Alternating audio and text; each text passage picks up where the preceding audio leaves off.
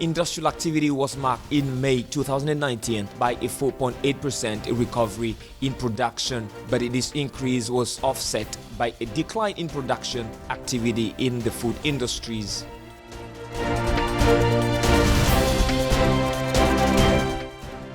50 years ago, Americans landed on the moon.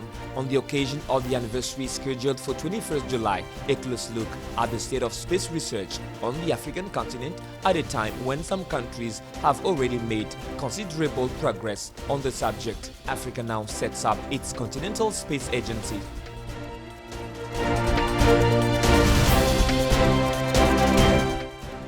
South Africa is hosting the 2019 Durban International Film Festival, which celebrates world cinema with a special focus on African movies. That's all for our top stories today. Stay tuned for more details in this newscast. Between oil and gas wealth, Equatorial Guinea, as the only Spanish-speaking country in Africa, has recorded the highest growth of the entire African continent in the last 5 years. The recent discovery of major oil deposits is changing its economic structure and making it one of the most oil-dependent countries. The nation of 1.2 million people is working to improve the standard of living of its population through a socio-economic program supported by oil. Third largest oil producer in sub-Saharan Africa after Nigeria and Angola, and also rich in gas, Equatorial Guinea has embarked on a balanced management of its mineral resources. Its gross domestic product exceeded $13 billion in 2018, so 4.5 times that of Kenya. Moreover, Malabo will organize the Oil and Gas Meeting Day on 1st and 2nd October 2019. In order to strengthen cooperation between African companies, encourage the development of strong African content, and promote opportunities of joint ventures. The summit is part of Equatorial Guinea's Year of Energy and will focus on exploring opportunities and transactions between service companies, which are essential for the development of strong African capabilities in the oil and gas value chain.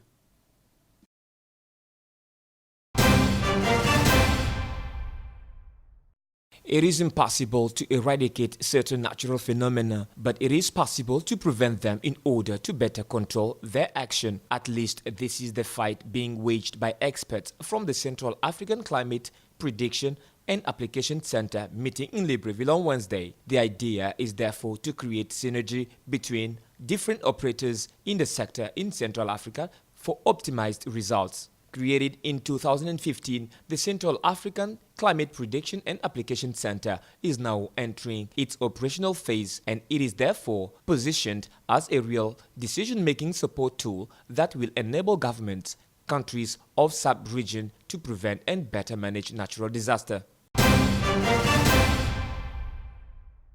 As the Ebola virus threatens to spread from the big city of Goma to neighboring countries of the Democratic Republic of Congo, the World Health Organization has recognized on Wednesday, July 17th, the hemorrhagic fever epidemic as a global public health emergency. The decision to raise the alert level was made by a panel of WHO experts.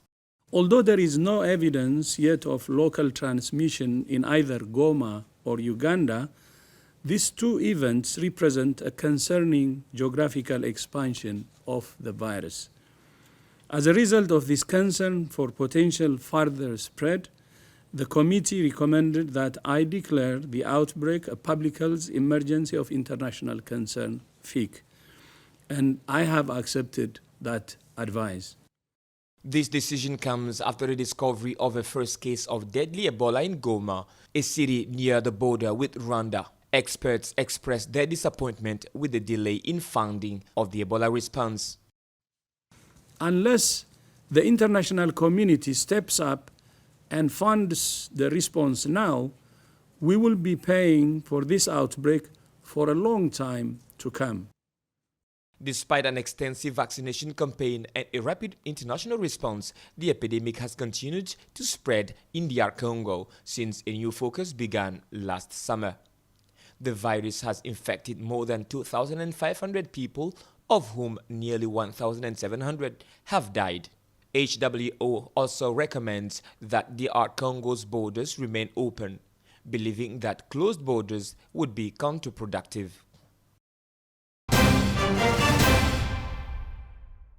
Africa and space have a long history. Indeed, from a technological point of view, the phone call in August 1963 between American President John Fitzgerald Kennedy and Nigerian Prime Minister Abubakar Tafawa Balewa has a historic aspect. This is the first satellite conversation in history. Alongside Egypt and South Africa, Nigeria is one of the Africa's heavyweights in space studies.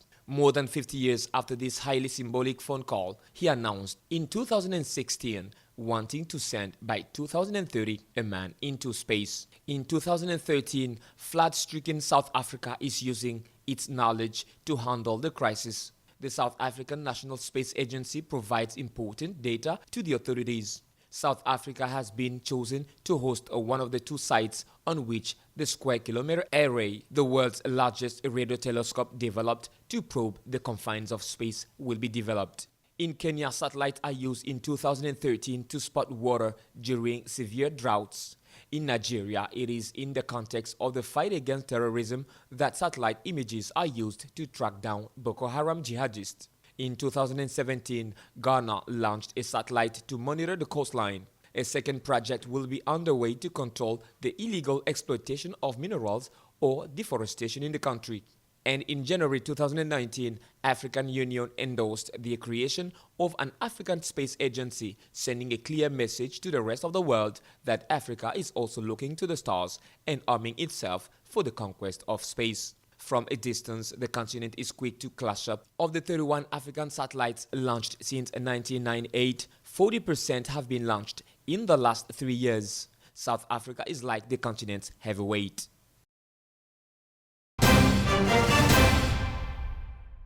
Production in the food industries fell by 9.6% in monthly change, according to the Harmonized Index of Industrial Production of the National Agency for Statistics and Demography.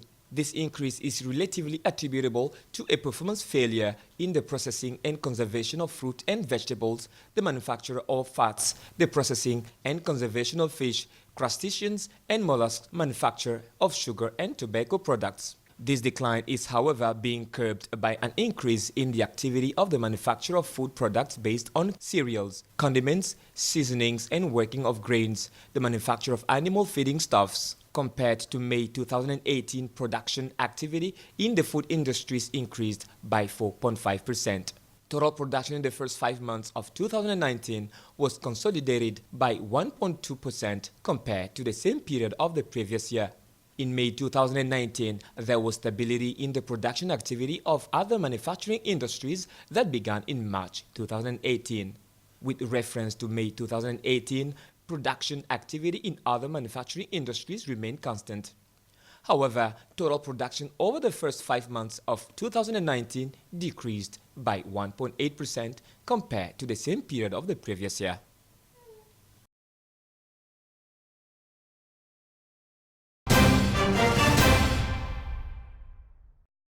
Longest-running film festival of the motion picture industry in South Africa, the Durban International Film Festival opened this Friday in the country of Nelson Mandela.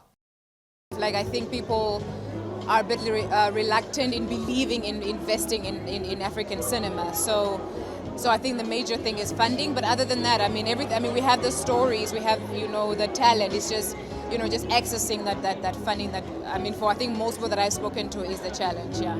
On the agenda, nearly 300% movies screenings from the 4 corners of the world are scheduled to show. Special feature this year, 2019, the festival focuses on African cinema. The projections are spread throughout the city, even in places where there is no projection room. And we felt that it's about time that our African voices are heard. Our stories are told from our own perspectives.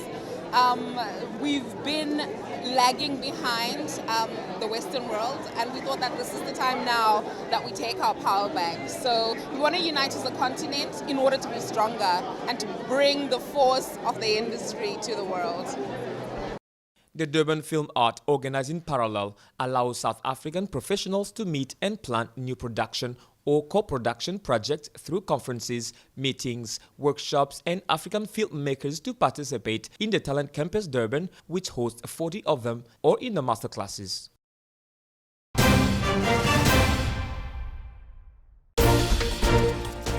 Industrial activity was marked in May 2019 by a 4.8% recovery in production, but this increase was offset by a decline in production activity in the food industries.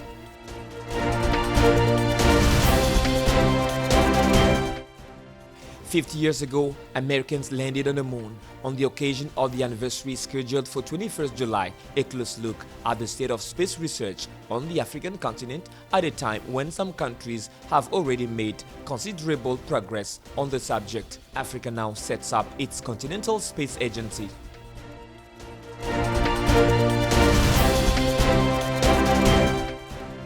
South Africa is hosting the 2019 Durban International Film Festival, which celebrates world cinema with a special focus on African movies.